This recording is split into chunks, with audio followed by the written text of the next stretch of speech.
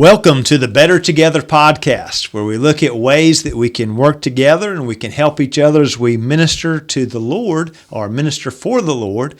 We've got a special privilege today. We have Professor Leroy Forlines. He taught for many, many years at Free Will Baptist Bible College, what is known now as Welch College, originally from North Carolina. He and his wife moved to Nashville, Tennessee, and ended up ministering for many, many years. And so we so appreciate you, Mr. Forlines. We're so glad to have you here with us today. How is it that you ended up at Free Will Baptist Bible College? In January of 1948, I went to a union meeting, is what they were called then. A quarterly meeting would be another name for it. And at that union meeting, they handed out a poster board picture of the student body and faculty. I took it home with me and got the address off, and then I wrote to the registrar, which was Mrs. Welch, and before long I was accepted to start in the fall of 1948. So that's how I ended up going. I had heard that the college was about to fall apart and things, but when I got a chance to come, I did. Oh, boy. So you ended up going there. Dr. L.C. Johnson was the president at that point and was teaching classical Arminianism, I suppose, and you were able to learn a lot as a student. Then you ended up going off to graduate school as well, didn't you? Back then, folks didn't go to graduate school that often. What led you to go off to graduate school?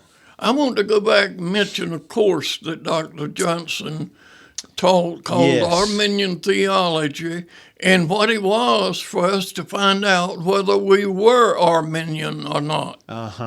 And it was a discussion class, and I monopolized the class with my comments, and Dr. Piccarilli came in second, and we became good friends in the course, and that course is what put us on the road to classical Arminianism. Wow. So y'all are in the same class. Yes.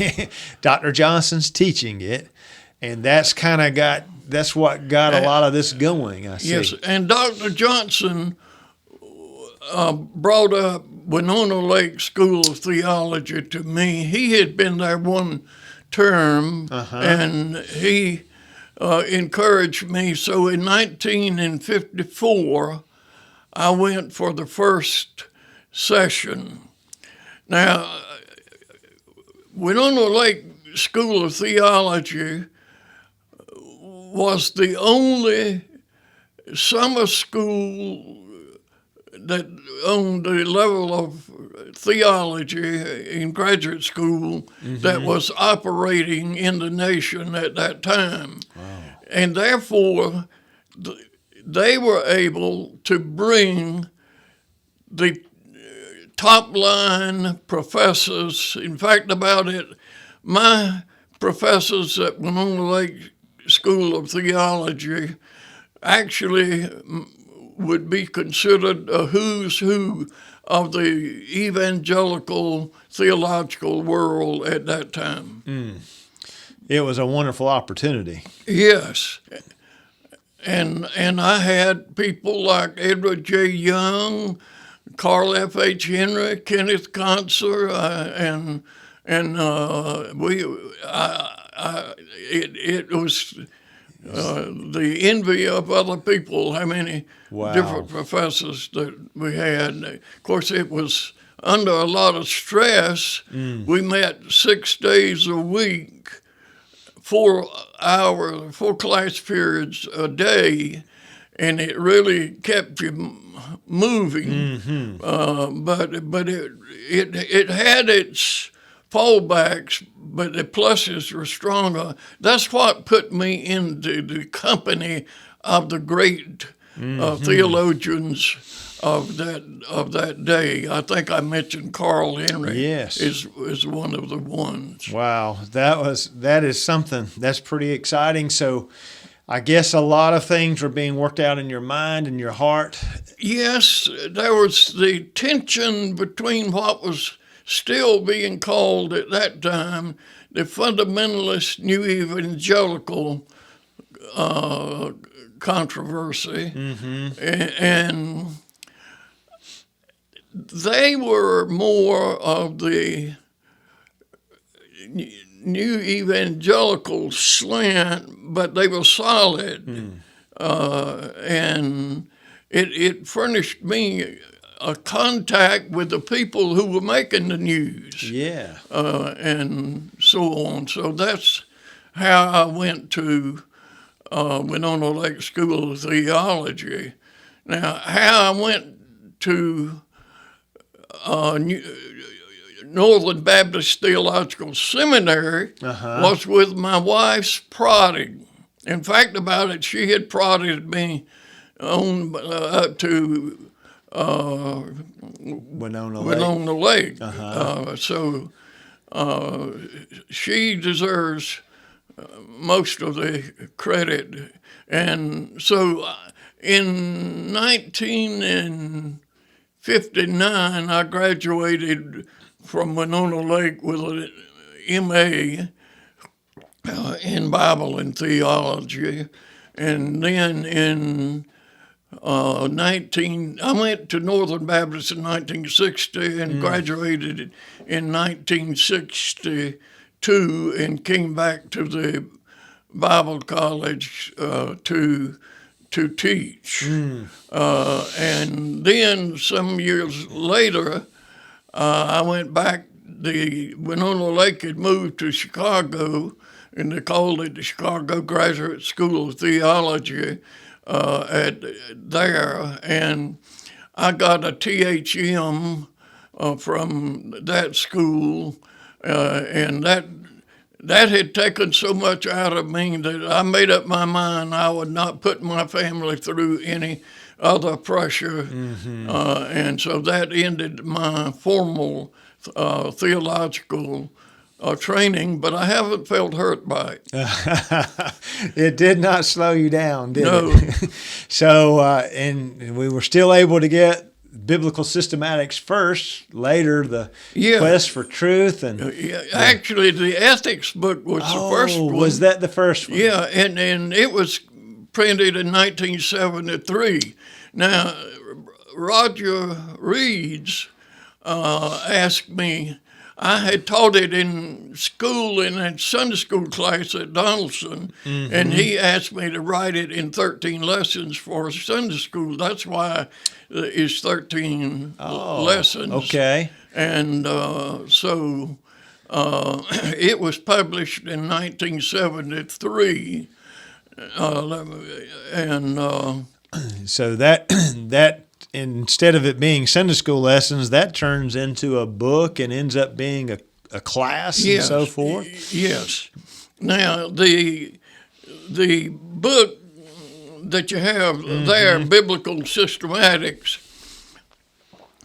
I wrote that in the summer of 1974. And it took me 8 weeks to write it. Now, I was really devoted to it for that 8 weeks. I didn't know what I just wanted Free Will Baptists to have some theology that was written by Free Will Baptists. And it so happened, well, after I got there, I got more here than I got anywhere else. So I used it as a book in class, and it has been translated into Russian. 10,000 copies were translated. there are more copies of it in Russia than America. Well, how about that? And so that has helped us out a bit, and it was translated in Spanish too, wasn't it? And then the Romans commentary, I believe it was published in 1987. I wrote it over a 2-year period. I see. And then it was published in, as I say, in 1987. I've got good responses from it. And then later, the quest for truth comes along. Yeah. That was that the 90s? It was published in 2001. Okay. It took me 2 years to write it.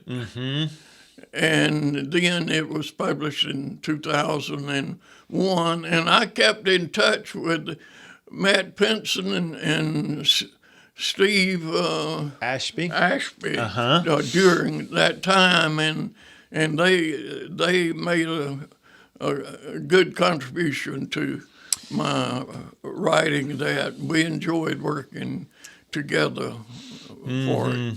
And later, Dr. Pinson selected the chapters out of it and published it as classical Arminianism. And it's probably sold more because that appeals.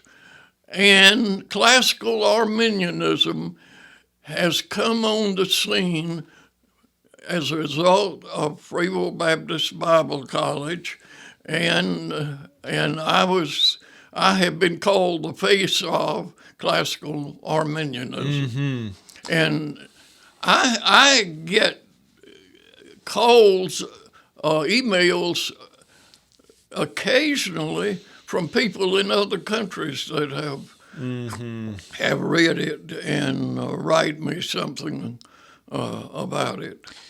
Now, does that go all the way back to the Dr. Johnson class?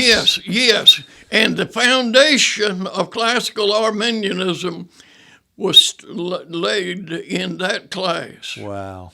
That's pretty good. And if you will talk to Dr. Pickerilly about it sometime, I think he'll be in agreement on it. So the things that were happening in that class with you all and Dr. Johnson, and then many of you and Dr. Pickerilly end up going off to graduate school and so forth. Yes.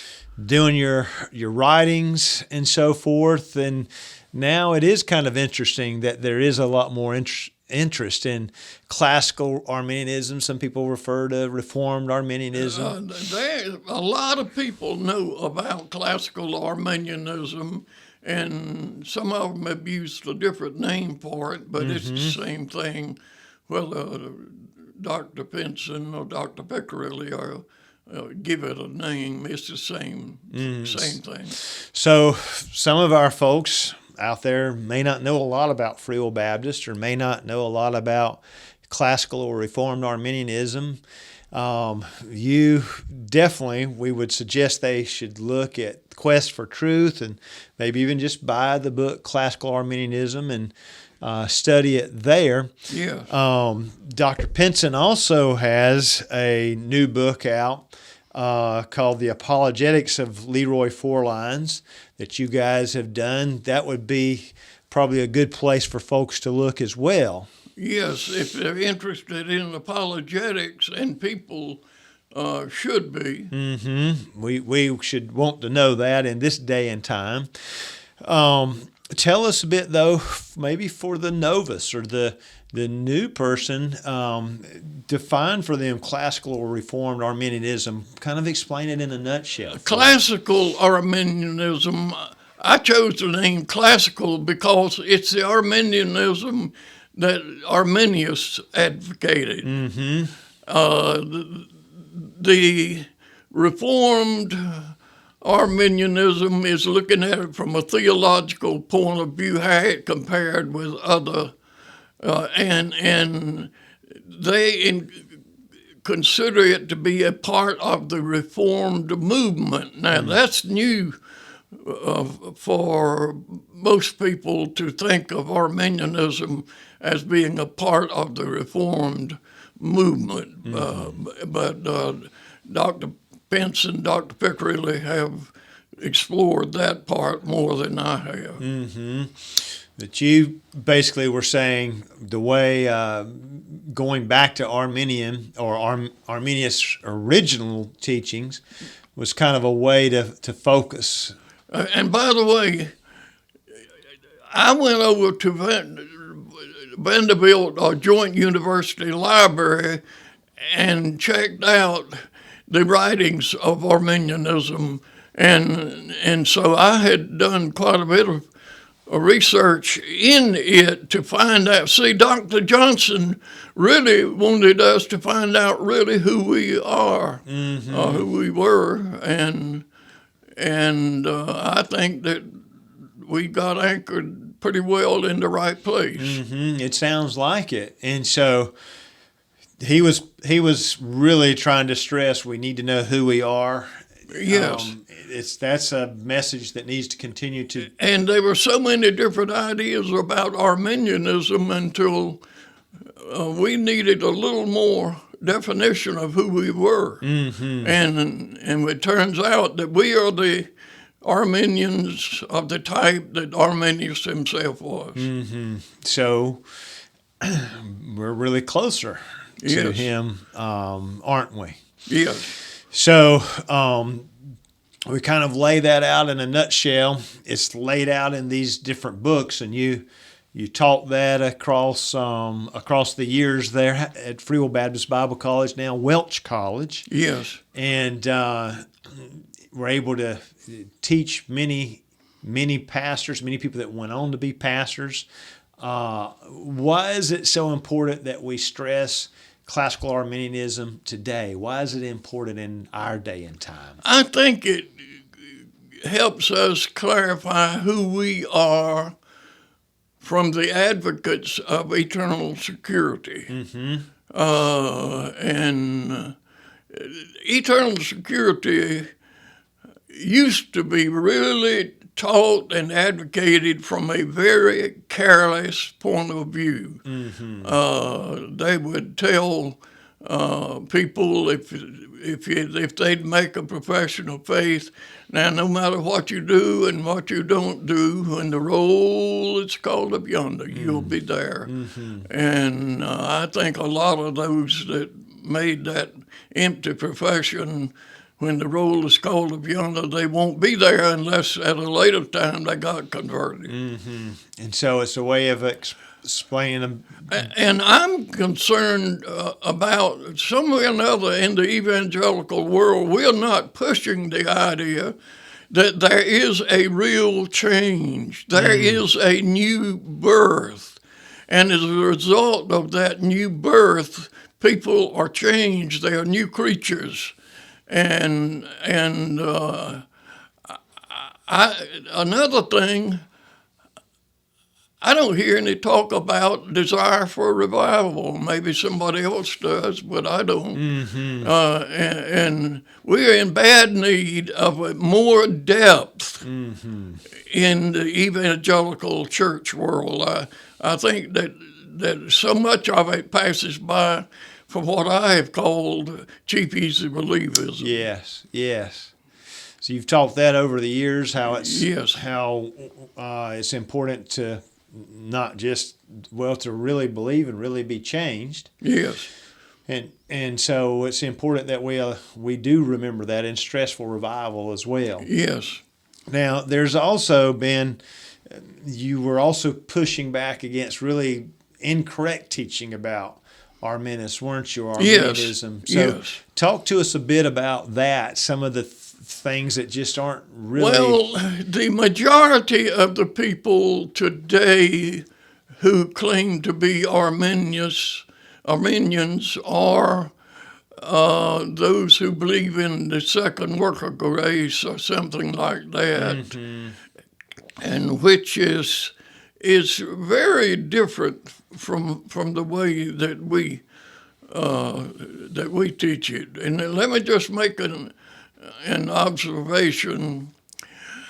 if the people before we had a college, they went to places like Moody and Columbia and Bob Jones and places like that.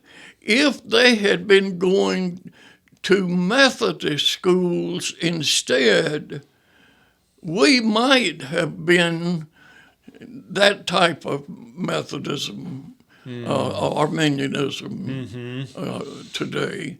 But then our school came into existence, and our students went to Calvinistic seminaries for the most part, but the professors saw that from our students that went to seminary, they saw that we were not like what they had thought of as Arminianism. So it was recognized even by the Calvinists in the seminaries. So we were more influenced on that side. It also goes to show you how important it was that we have our own school and that we be educated. Right. Because who knows where we would be without it today. Right. Well, we so appreciate you, Mr. Forlines, and we appreciate you taking the time to prepare yourself and all the writings. We don't even have all the books here that, with us today that you have written, but you have truly laid a foundation for us as we look at classical or Reformed Arminianism and try to help others along.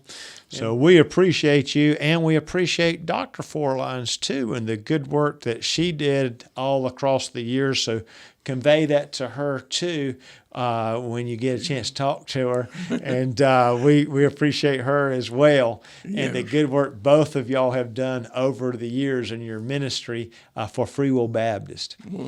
Thank you.